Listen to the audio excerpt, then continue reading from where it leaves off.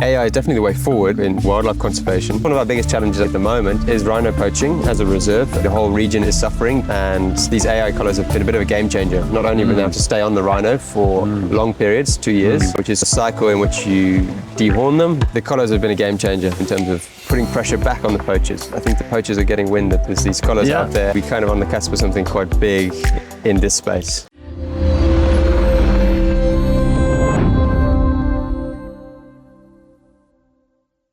Welcome to the beautiful Klipspringer Lodge, nestled here within the Selati Game Reserve in South Africa, where I'm joined by Steve Seger, Selati's wildlife manager.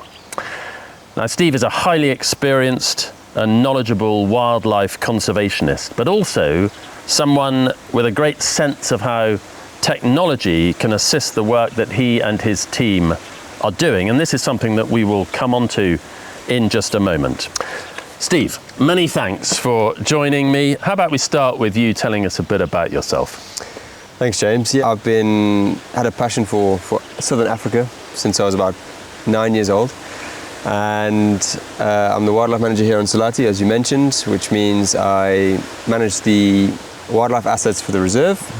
My focus is to try and uphold the biodiversity of the reserve, and oversee and manage the research program. Lots of animals to look after, lots of people as well, a team to look after, and those considerations. That's right, yeah, and it's there's an income side of this part of the job where we have to raise a certain amount of money every year. There's the technology aspect where we try and use the latest tech to help us do the job better, because it's not easy when you've got a small team and managing a reserve as big as Selati. Tell us a bit about Selati, because I know Selati it's slightly different, isn't it? And what you're trying to achieve here as a reserve, and how that maybe distinguishes you from some of the more famous larger reserves. Yeah, so I think Selati is an incredible reserve. I'm a little bit biased. I've been here for 12 years, but it's 27,000 hectares, so it's a fairly sizable piece of land. It's got an amazing geological base, so the vegetation here, because of the soil types, is very unique, and we get then obviously a very unique fauna and flora on top of that. So we really do have a high biodiversity compared to our sort of neighbouring properties. We have the Selati River, which is, Selati means gold, so we've got this gold river, very rich minerals under the earth here. There's a lot of mines in the area with gold and emeralds being pulled out. But that kind of gives rise to this really unique bird life, aquatic life, amphibians, and obviously the large mammals. It's the iconic elephants and giraffes and lions. Well, I've had the pleasure with my family of a good 5 days so far, and I think what strikes me is an absolute reinforcement of what you've said around that diversity, around that variation, which all leads to enormous amounts of data that's sort of available out there. What are your sort of key challenges that you're facing that ultimately you feel need to be met by various methods and technologies and so on? Yeah, I mean, it's such a broad role, so there's so many different challenges. You've got the sort of people and human side of it, which is, I think, throughout the whole world, everyone's got these sort of issues in managing a team. But you've also, one of the big things we're finding now is, because of the recent technology we've implemented through our LoRa network, LoRaWAN network, and various data collection methods, we're getting so much data in that it actually takes so much time or a real specialist to come in and look at that data and pull out meaningful information. Every month we're pulling in 15 to 20,000 camera trap photos. Our wildlife collars that we have, collars on cheetahs, leopards, lions, hyenas, elephants, buffaloes, and our rhinos.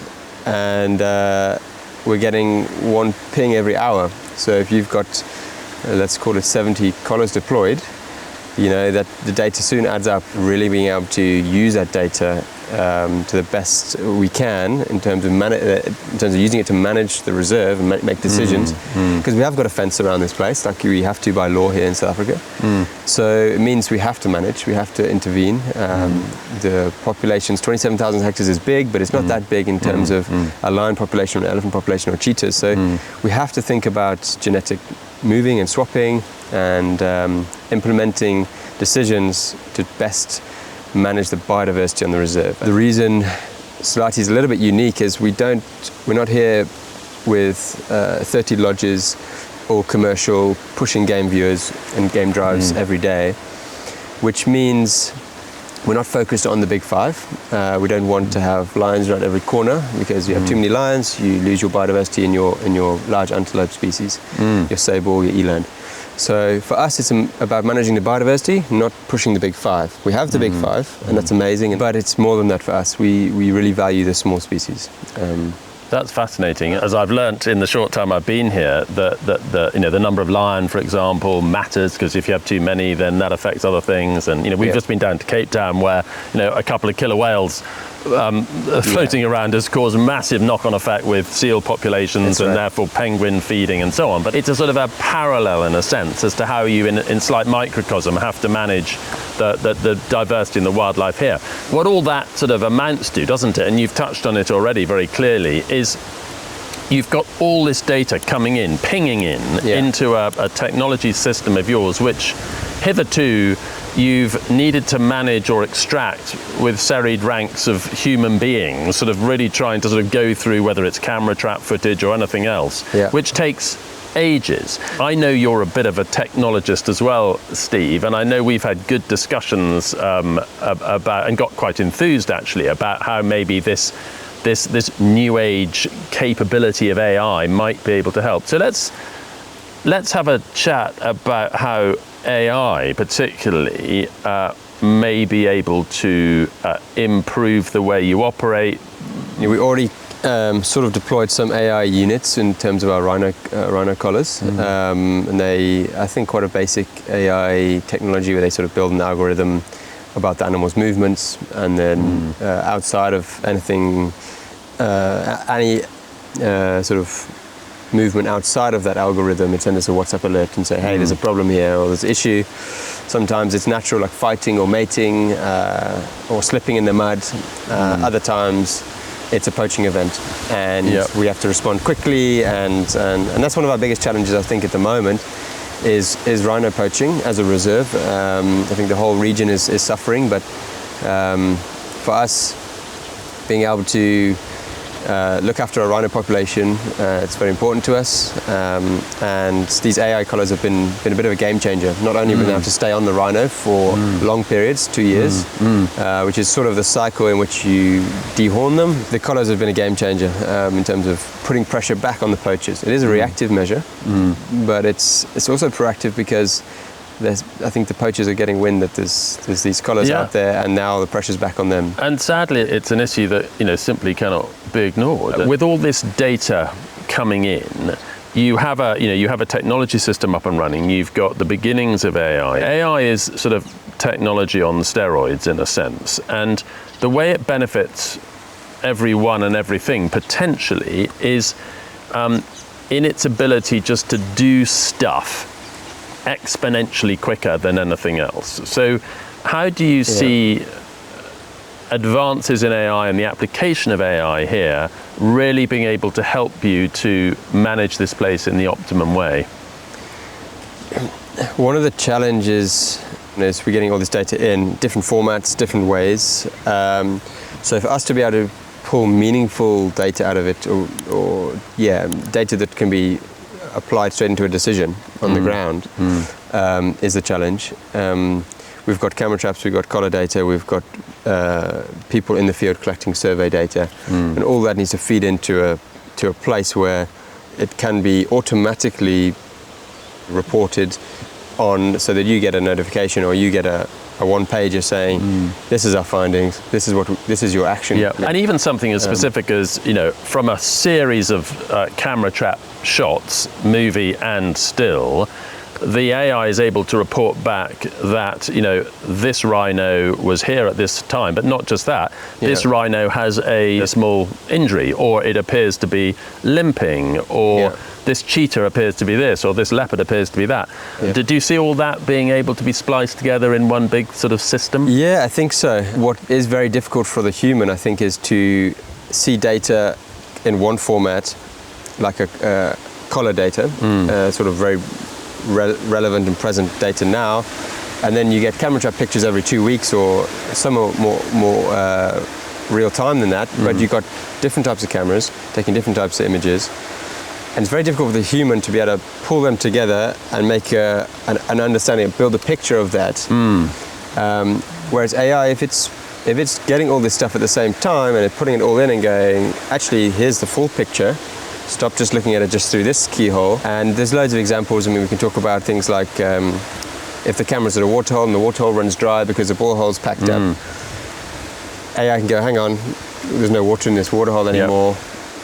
Or there's an influx of animals to another waterhole. Maybe a waterhole in the area's gone offline, or drained, or stopped pumping, or dried up. All that would have been done ordinarily, but it just might have taken longer. The data that comes in, say, from a camera trap is something that a human can intuitively interpret.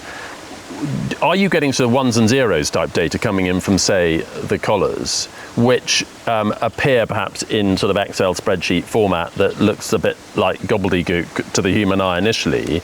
Because, of course, one of the great skills of AI is that it can take a spreadsheet, a boring old Excel spreadsheet, and turn it into something that is suddenly much more visual. Do you think that's something that absolutely. part of the data it would be helpful for? I mean, especially with GPS points, you have a list of latitude and longitude. And it means nothing to you if you read it, unless you know every inch of the property. So that can convert it into, say, map visualization, and suddenly make it real for the human eye. Brilliant. I think AI is definitely the way forward in terms of in wildlife conservation. I think it's just a matter of time before AI is deployed almost on a daily basis in the back end of all these systems that we can rely on it a lot. I think we're getting to the point now where the amounts of data coming in and in the right formats are making it easy to apply it into AI and let AI do its thing. We're kind of on the cusp of something quite big in this space, and we've always relied historically on the cattle industry and riding that wave. They've got all the funding, and we then pick up the odd bit of technology that they've deployed in their cattle ranch somewhere in Australia or America, and then we've kind of modified it and deployed it into the wildlife space. And I guess ultimately, if one were to end up collaborating towards a solution that works really well for, say, Selati, that could potentially be exported more widely across reserves in Southern Africa? Absolutely. I think everyone's in the same boat. They've got slightly different challenges, slightly different species, different models, different ways of collecting data, and that's the biggest challenge, I think, with which AI can maybe bridge is everyone collects data slightly differently. Everyone has a different feel to, they want to know body condition, one guy wants to know belly score, or all these different things, and they collect it slightly differently in a different format, which makes it very difficult to compare people's data across, for even us to our neighbor, they collect data very differently, let alone in Namibia or in Botswana or in Zambia. So that's one of the biggest hindrances when I see wildlife conservation and talk to other managers and see these sort of conferences and things. People are using the same tools, but they've created them slightly differently, the format slightly differently. So it's very difficult to compare with each other. And for example, I could tell you what our jackal population is doing here, but our neighbours probably can't because they're not collecting data on the jackals. So we can share best practice and everything else. Absolutely. Yeah. What I think we've found in Discovery AI, it's fascinating when we talk to others, nothing to do with wildlife, and we show them the website where you've kindly allowed us to use the Selati logo and have a bit of a use case around wildlife conservation. It would be fantastic if AI can improve what I think every right-minded person feels is the correct thing to do for wildlife conservation in places like Southern Africa. And it's not just about perpetuating the commercials of the tourist industry. It's much more about trying to preserve the natural place of wild animals in this beautiful environment. That's right. Like you touched on it earlier with AI, it's a way. For us, resources are always very limited here. So we're probably a little bit understaffed. We're probably need to spend more money on fences, more money on our vehicles, more money on our roads, but we can't. It's a simple solution. One of the biggest expenses is salaries, I think, everywhere. So with AI coming in and cutting the time it takes someone to go through photos or analyze data, all that sort of stuff, it's getting more. So AI would, there might be an upfront cost, but AI would ultimately, create more efficiency and, speed away the reasons, which would help. Here's a question maybe we finish on. If you had a silver bullet, what would you want in an ideal world? Is it a great big benefactor? Is it something else? I would like all the fences dropped to our neighbours and open up wider, bigger space. Got nothing to do with AI right now, but if we're looking at it from a sort of technology conservation point of view, I would like to see a rhino collar with higher resolution. I think Mac would also enjoy that. In his role as a rhino monitor. And what about, you talk about resources, I'm trying to run a really tight ship here. How might we unlock that challenge in terms of, are you very reliant on benefactors? Are you reliant on sort of raising money in a sort of charitable sense, or what? We have the Selati Wilderness Foundation, that's a non-profit, and that can basically channel donations through that non-profit to fund conservation, to fund research, community, and security. And that's where that sort of fits in. So the Selati Wilderness Foundation, is that a separate website to the Selati Game Reserve? Right. Okay, so if people are interested to do a bit of research around Selati, those are the two points that they should investigate. That's excellent. I'm hoping that the wind, which has now dropped a bit, hasn't muffled our voices too much. We've got this beautiful backdrop in the lovely setting here of the Klipspringer Lodge. Highly recommended for anyone who wants to come and stay here, I hasten to add. But Steve, thanks so much again for joining me. That's been a pleasure. Thank you.